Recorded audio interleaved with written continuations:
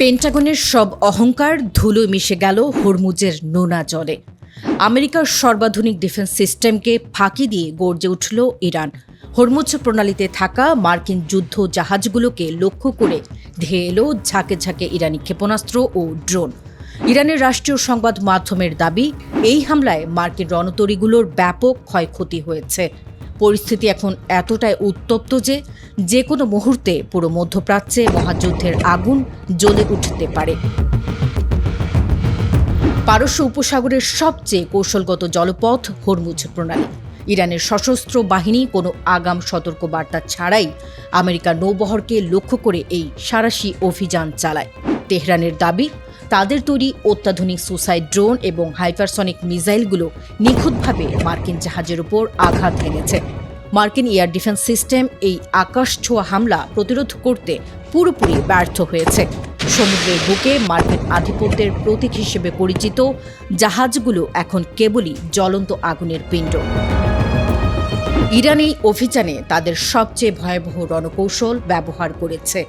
প্রথমে ঝাঁকে ঝাঁকে সস্তার ড্রোন পাঠিয়ে মার্কিন রাডারগুলোকে ব্যস্ত রাখা হয়, আর সেই সুযোগেই সমুদ্রের বুক চিরে ধেয়ে যায় ইরানের তৈরি শক্তিশালী অ্যান্টিশিপ ক্রুজ মিসাইল।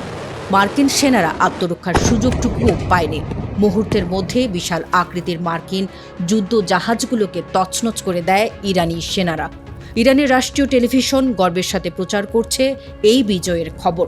তারা পরিষ্কার জানিয়ে দিয়েছে, তাদের জলসীমায় আমেরিকার কোনো দাদাগিরি বরদাস্ত করা হবে না।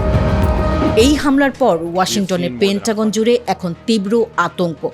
আমেরিকার জাতীয় নিরাপত্তা উপদেষ্টারা জরুরি বৈঠকে বসেছেন। মার্কিন নৌবাহিনীর পক্ষ থেকে ক্ষয়ক্ষতির পরিমাণ এখনও গোপন রাখা হলেও গোপন সূত্রগুলো বলছে, হরমুজে থাকা তাদের বেশ কয়েকটি রণতরী এখন অচল হয়ে পড়েছে। বিশ্বজুড়ে তেলের বাজারে এর মধ্যেই ধস নেমেছে, কারণ হরমুজ প্রণালী দিয়েই বিশ্বের 1/5 তেল সরবরাহ হয়। ইরান এই পথটি পুরোপুরি নিজেদের নিয়ন্ত্রণে নেওয়ার ঘোষণা দেওয়ায় থমকে গেছে বৈশ্বিক বাণিজ্য। বিশ্ব পরাশক্তি আমেরিকাকে তাদেরই ভাষায় জবাব দিল ইরান।